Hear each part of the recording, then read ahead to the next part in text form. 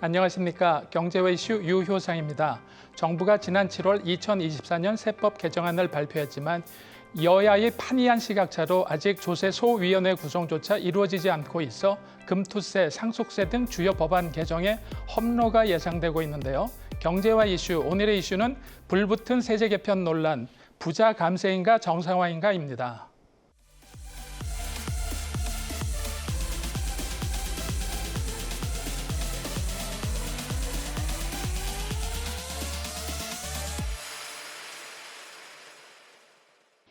(7월 25일) 정부 2024 세법 개정안 발표. 25년 만에 상속세 개편, 부자 감세 대 세제 정상화 논란. 상반기 국세 수입 10조 원 감소, 2년 연속 세수 결손 우려. 안녕하세요. 경제와 이슈 장희선입니다. 정부가 역동적 성장과 민생 안정 지원이라는 정책 목표로 2024년 세법 개정안을 발표했습니다. 세법 개정의 추진 전략은 크게 4가지로 경제의 역동성 지원, 민생 경제 회복, 조세 체계 합리화, 그리고 납세자 친화적 환경 구축인데요. 이번 세법 개정안의 핵심은 25년 만에 개편을 추진하는 상속세와 금융투자소득세 폐지입니다. 상속세는 최고 세율을 50%에서 40%로 내리기로 했고 과세 표준도 현행 5단계에서 4단계로 조정되는데요. 한국 상속세 최고 세율은 일본에 이어 2번째로 높고 OECD 평균을 크게 웃도는 상황입니다. 또 내년에 시행 예정이던 금투세는 폐지를 추진하는데요. 정부는 자본시장의 발전을 위해 금투세를 폐지하고 현행 양도소득세 체계를 유지한다는 계획입니다. 상속세 개편과 금투세 폐지를 핵심으로 하는 세법 개정안을 두고 초부자 감세라는 비판과 합리적 개편이라는 입장이 첨예하게 엇갈리고 있는데요. 세제 개편안 191개 항목 가운데 법률 개정이 필요한 항목이 상당수로 논의 과정에서 상당한 진통이 예상되고 있습니다. 경제계와 노동계, 시민사회 등에서도 서로 다른 목소리를 내고 있는데요. 대한상공회의소는 상속세율 인하는 세제의 불합리성을 개선하는 효과가 클 것으로 보인다라고 평가했고 시민사회와 노동계는 초부자 감세 종결판으로 평가하며 수정을 촉구하고 있습니다. 불붙은 세제 개편 논란, 국민과 민생을 위한 합치의 기준점은 어떤 것들이 되어야 할까요?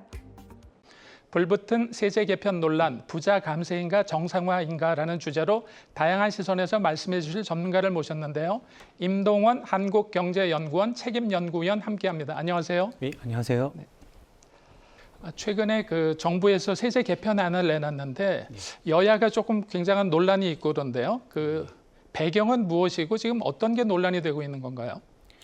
지금 여야가 배경이 정부 쪽에서는 이제 좀 정상적으로 과세를 좀 정상화하자 이런 쪽이고요. 지금 가장 논점은 상속세와 금투세 이 부분이 될 것 같습니다.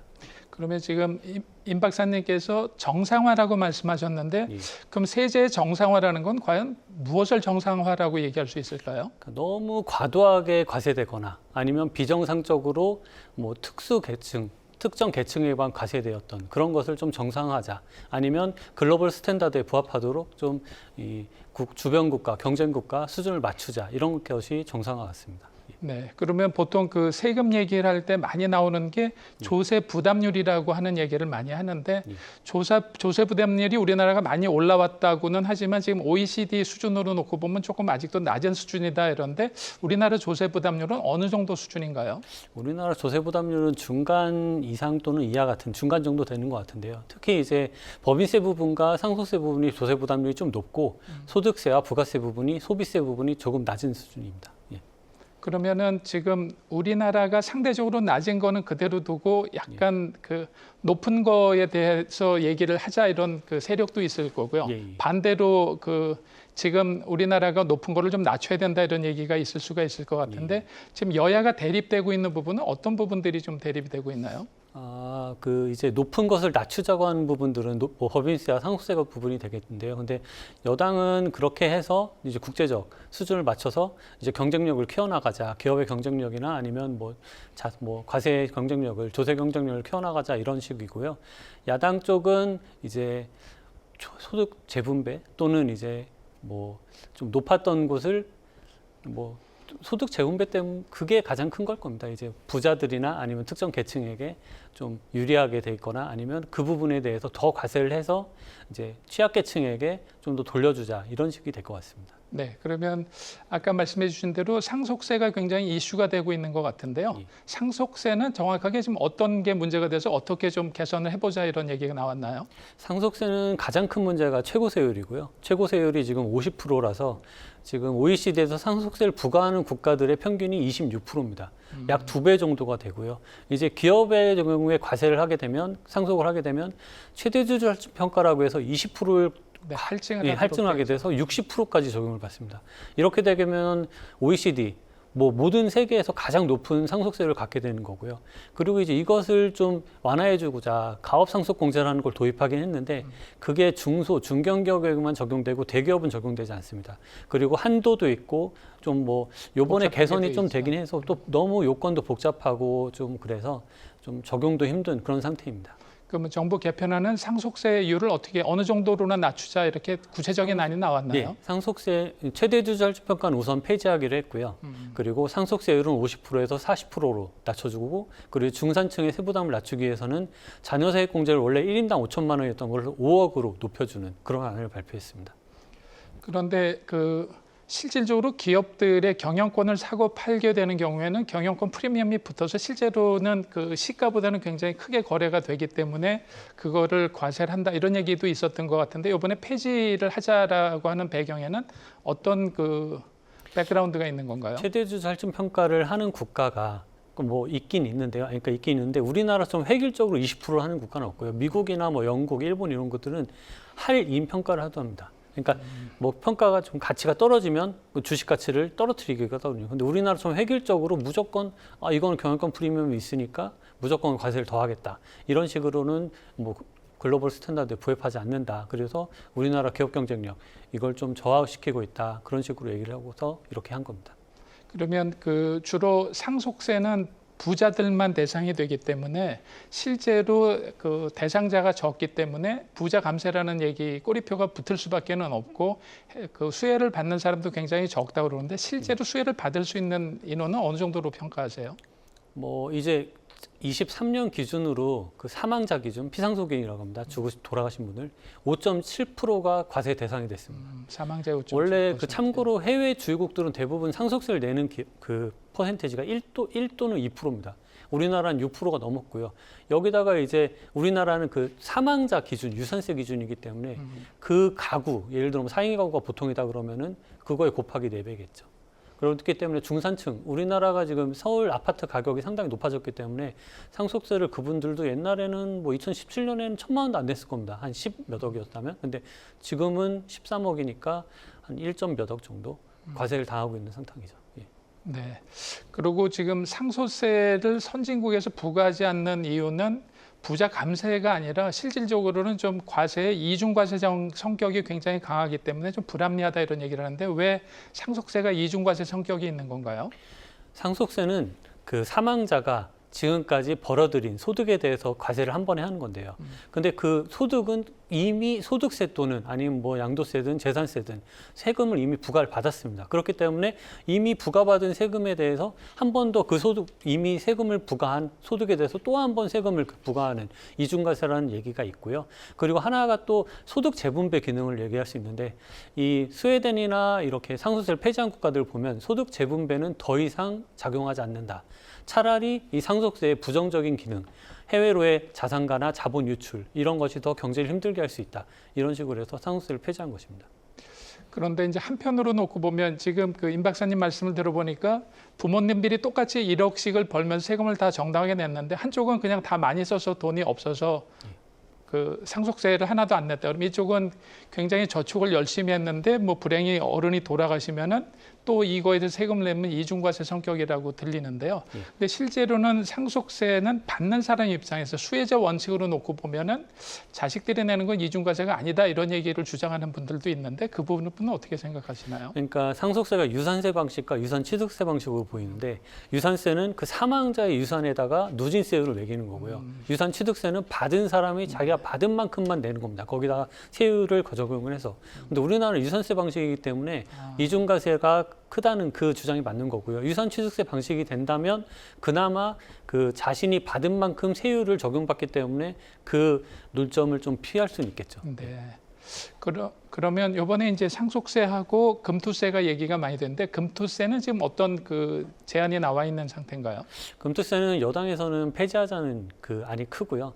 야당에서는 폐지까지는 힘들고 좀 과세 구간, 과세 퍼센티지를 좀 완화한다든지 아니면 뭐 공제 같은 거를 소득공제를 못 받게 되는 것을 좀 완화해 준다든지 완화하고 일단 시행하자.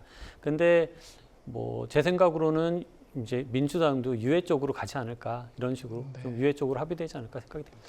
그러면 이제 전문가 입장에서 이번에 정부가 내놓은 안 상속세나 금투세에 대한 이런 그 안 자체가 그래도 굉장히 바람직하게 그 정상화의 궤도에 올라갔다고 생각하시나요? 아직도 좀 굉장히 부족한 부분이 많다고 생각하시나요? 상속세 같은 경우에는 모두 시행된다고 하더라도 이제 뭐 40%가 되는 겁니다. 그래서 최고세율이 그렇기 때문에 뭐 국제적 선진국에 수준은 비해서는 선진국에 비해서는 아직도 아직도 거네요. 높은 편이다. 그래서 좀 더 개선될 여지가 있다고 보이고요. 금투세 같은 경우에는 솔직히 조세 원리상 소득이 있는 곳에 과세 있다.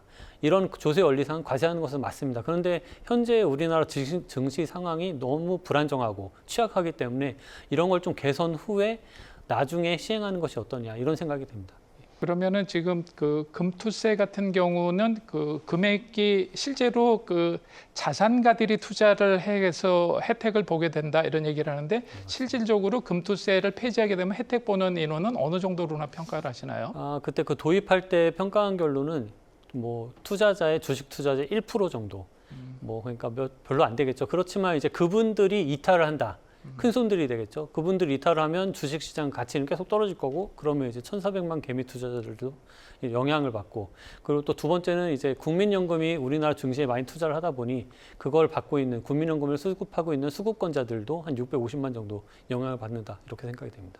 어쨌거나 지금 정부 개편한 대로 바뀌게 되면은 세금이 뭐 금액의 과다를 떠나서 주는 건 확실해 보이는데요. 지금 아까 조세 부담률이 우리나라가 OECD에서 약간 낮은 편인데 그 부담률이 더 낮아지면 이 부분은 어떻게 커버를 할 수가 있을까요?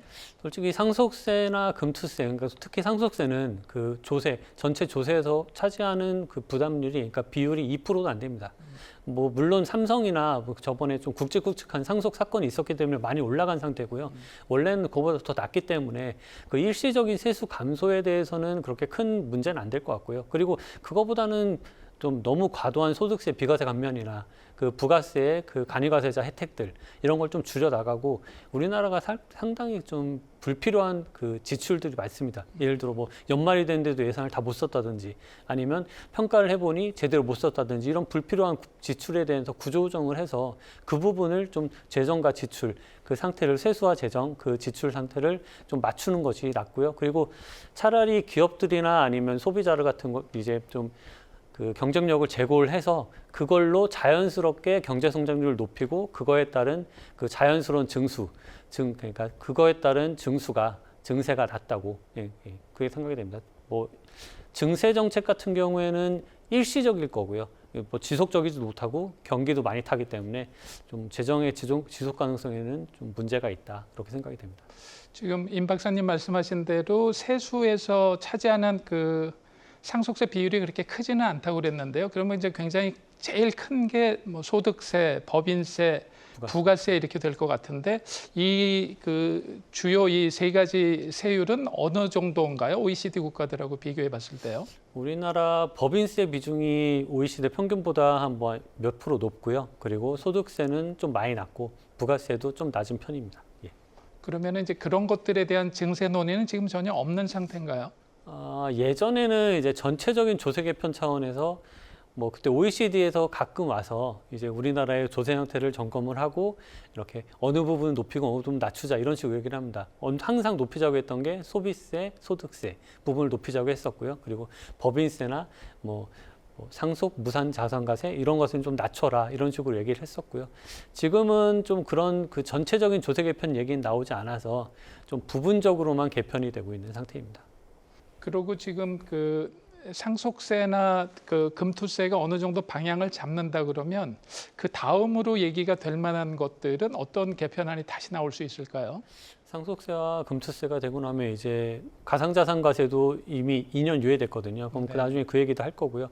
그리고 기업들 입장에서는 법인세와 그리고 이제 투자에 따른 세제 지원 이런 걸 좀 확대하자 이런 얘기가 나올 것 같습니다. 그러면은 그거는 전부 다 어쨌거나 약간 그 감세나 어떤 기업이 인센티브를 달라 이런 것 같은데 예, 맞습니다. 한편으로는 그 법인세를 낮춰주는 거가 실제 경제 성장에 도움이 안 된다는 주장도 굉장히 많고요. 연구자들에 따라서 각도가 굉장히 많이 다른데 임 박사님은 그 전문가 입장에서 어느 쪽에 그 저희 손을 들어주시는 쪽에서는 편이세요? 이제 그 연구를 해보면 법인세를 낮췄을 때 이때 뭐 투자나 고용 그래서 당연히 경제 성장률 뭐 GDP도 올라갈 거예요. 그렇게 생각을 하고 있고요. 그리고 투자 세액공제나 R&D 세액공제를 높여줬을 때 그때도 당연히 뭐 좀 투자를 더 많이 하거나 R&D를 많이 하는 물론 뭐 기업 규모별로 좀 차이가 나는데 대기업일수록 좀 크게 많이 한 뭐 좀 늘리는 그런 긍정적인 효과는 있었습니다. 근데 이제 그거를 그 반대하는 쪽에서는 실질적으로 그거는 약간 좀 데이터에 왜곡이 좀 있는 것 같다. 실제로는 효과가 없다. 이런 주장들도 많이 하는데 그 부분은 왜 그런 주장들을 하시나요? 그분들은 이제 낙수 효과가 없다고 항상 말씀을 하시는데요. 근데 저희들이 그 법인세나 이런 거에 귀착을 한번 조사해 보면 이게 대부분 대주주, 소비자, 아니, 대주주뿐만 아니라 주주, 소비자의 이상으로 한 50 몇 프로, 70 몇 프로가 귀착이 됩니다. 그러니까 법인세를 내는 사람들이 그렇게 많기 때문에 법인세 부담하는 귀착 그 범 정도가 높기 때문에 그 법인세를 인하하거나 아니면 다른 식으로 감세를 해주거나 조세 혜택을 주면 그분들에게 혜택이 돌아가지 않을까 생각이 됩니다. 근데 이제 우리나라가 실제로는 그 매출액 대비 순이익률이 굉장히 낮아서 기업이 그 자구책을 마련하고 뭐 혁신을 하고 경영 개선을 해야 되는데 단지 세금만 법인세를 뭐 1, 2% 낮췄다 그래서 그게 굉장한 어떤 효과가 돼서 한다라는 것은 너무 좀 과대하게 포장된 거 아니야 이런 주장도 하고 있는데 지금 우리나라의 그런 그 혁신이나 어느 정도 그 매출액 대비 순이익률에 대한 거는 글로벌하고 평가해서 어떻게 보고 계신가요? 우리나라에 그건 좀 낮다고 보이긴 하는데요. 근데 그 혁신을 이제 이룩하기 위해서는 많은 투자가 필요하고 그러려면 기업으로서는 현금이 필요한데 우선 세금을 덜 내고 아니면 투자에 대한 인센티브를 얻어야지 그걸 투자를 할 수 있는 거고요. 그래서 그 부분은 좀 그게 맞는 것 같습니다. 예. 그 임 박사님이 연구를 굉장히 많이 하신 것 같은데 이렇게 R&D나 특허나 이런 기업들이 그런 거에 투자하는 거에 대해서 어떤 세제 혜택이나 어떤 제도를 만들면 좋겠다는데 어떤 거가 좀 좋은 방법이 있을까요? 우선 그 국가 전략 기술, 그 배터리나 뭐 반도체 이 부분에 대해서 좀 혜택을 다른 주요국들 뭐 맞게 한 25%까지 투자세액 공제를 늘려주는 게 맞다고 보이고요. 그리고 두 번째는 그 미국이 IRA를 통해서 그 다이렉트 페이, 직접 환급이라는 제도를 하고 있습니다. 예를 들어 투자량이나 생산량에 대해서 바로 현금을 그 비례해서 지급을 해주는 겁니다. 우리나라는 보조금이 상당히 부족한 국가이기 때문에 그런 식으로 좀 지원을 해주는 것도 좋을 것 같고요. 그리고 마지막으로 특허박스라는 게 있는데 예를 들어 기업이나 뭐 개인이 그 만들어낸 개발해낸 발명해낸 특허를 가지고 만든 그 소득이나 아니면 이전 소득 같은 거에 대해서는 되게 법인세를 좀 낮춰주는 이게 유럽 국가들은 대부분 시행하고 있는 국가인데요. 그렇게 되면 약간 좀 혁신 활동이 촉진되지 않을까 생각이 듭니다.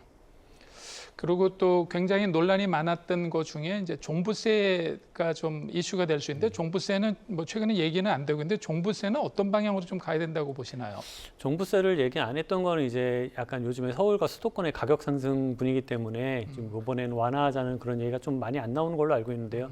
근데 전체적으로는 원래 종부세는 원래 좀 심하게 하면 말도 안 되는 과세입니다. 이미 과세를 하고 있고 재산세라는 걸로 이제 징벌적으로 뭐 과세를 한 거기 때문에 우선 뭐 완화를 하자면 그러니까 종부세라는 제도가 글로벌에서 도입된 거는 우리나라가 유일한 건가요? 거의 없고요. 프랑스에 뭐 부유세라는 게 하나 있는데 거기는 순이익에 대해서만 과세를 합니다. 네. 그런 식으로 좀 합리적으로 과세를 하고 있어서 우리나라처럼 이렇게 일률적으로 종부세를 과세하는 국가는 거의 없다고 보이고요. 그래서 종부세를 완화하는 방향이 맞는데 이제 우선 세율은 한번 낮췄습니다. 그리고 그거에 따른 공정시장 가액들을 60% 낮춘 상태로 좀 많이 완화한 상태인데 해야 될 건 다주택자에 대한 좀 중과를 좀 해주는 것과 법인에 대한 과세를 좀 낮춰주는 것 이 부분이 있고 야당은 지금 1주택자에 대한 그 과세를 완화해주자 이런 식의 얘기를 하고 있는데 이미 1주택자에 대해서는 꽤 많이 해줬고요. 근데 이 방향이 이런 시그널을 줄 수 있습니다. 똘똘한 한 채를 좀 더 심화시킬 수 있다. 그렇기 네. 때문에 차라리 그거보다는 지금 주택 수에 따른 다주택자에서 중과하는 것보다는 차라리 보유 총액 전체를 가지고 과세 구간을 나누는 게 낫지 않겠냐 그런 생각이 듭니다. 그리고 장기적으로는 종부세는 없애고 재산세에 통합하는 게 맞는 방향입니다. 자, 그러면은 지금 정부에서 개편안을 내놔도 네. 야당 여당이 합의를 해가지고 특히 지금 그 주도권을 갖고 있는 야당의 협조가 그 굉장히 중요한데 실질적으로 이번에 정부 개편안이 통과될 가능성은 어느 정도나 보시나요? 뭐 한 반 정도로 보는데요. 그러니까 지금 어떤 곳에서 분석한 결과로 세법 개정안이 180 몇 개인데 그 중에 법 통과가 160 몇 개가 필요하다고 합니다. 근데 이거에 대해서 야당이 모두 들어주진 않을 것 같고요. 근데 야당도 이제 우리 지금 현재 우리 경기 상황도 별로 안 좋고 국제 정세도 안 좋기 때문에 이거에 대해서 좀 우리나라가 역동적으로 성장해야 되고 민생 지원도 해야 되고 이 두 부분에 대해서는 좀 협의를 좀 많이 하고 논의를 많이 해서 좀 일어나야 되지 않을까 이런 생각이 듭니다.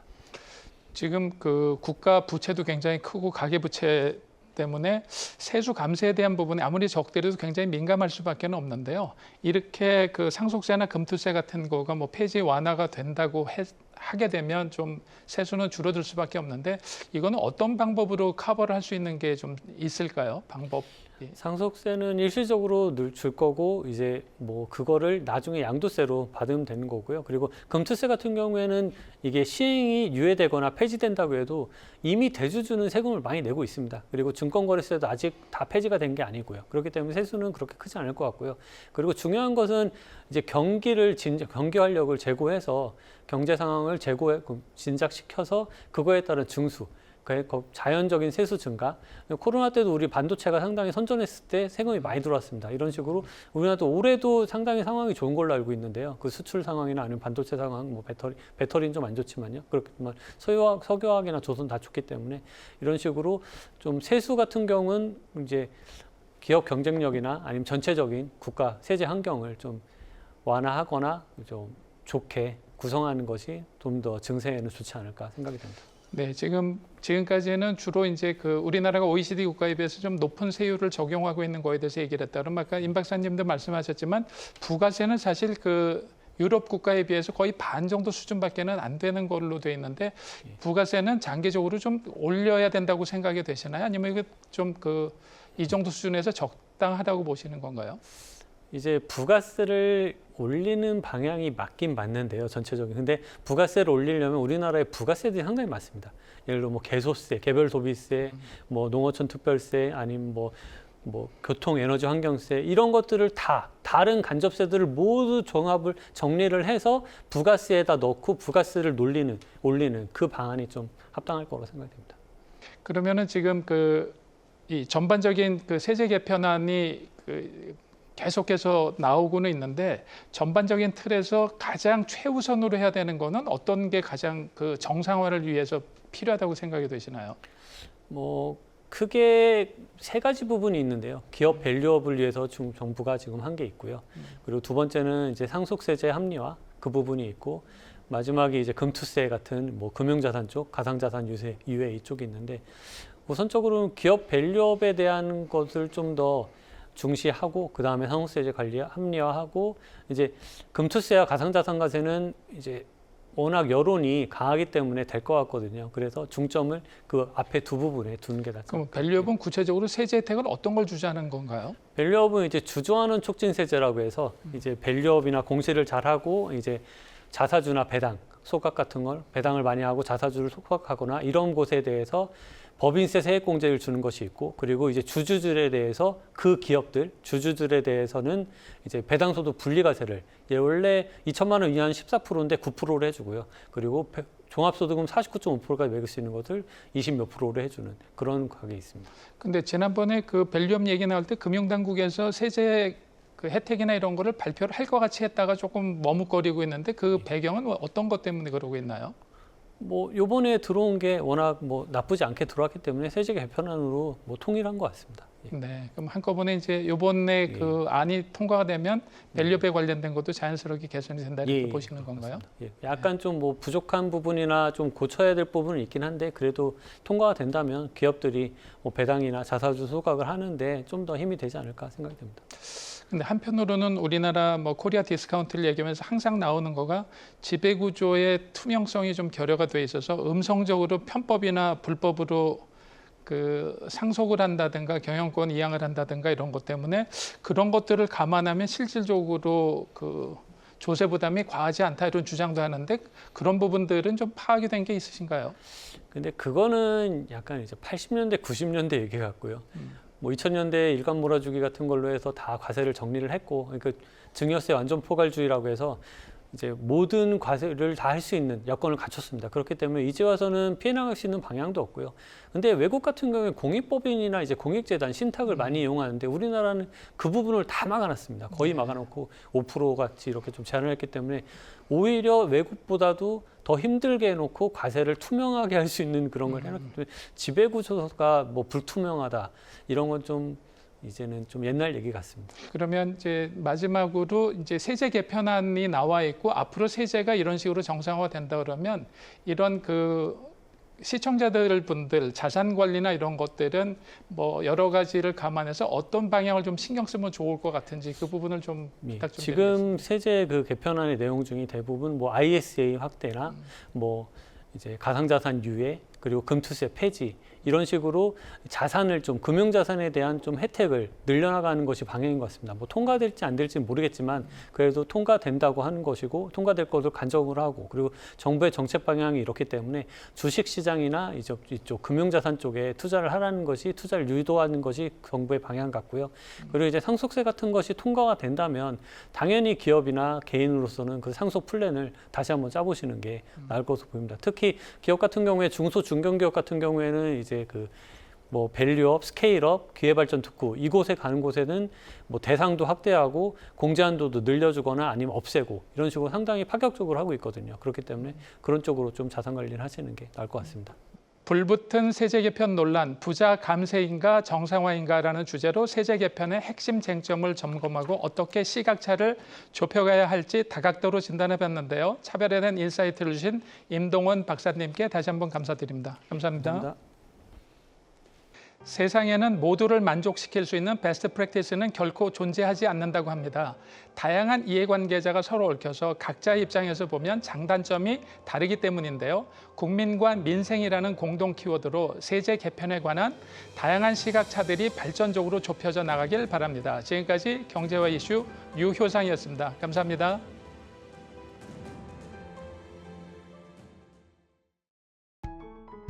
계속해서 다양한 경제 이슈를 알고 싶다면 구독과 좋아요, 알림 설정 부탁드립니다. AI 캐스터 권미정이었습니다.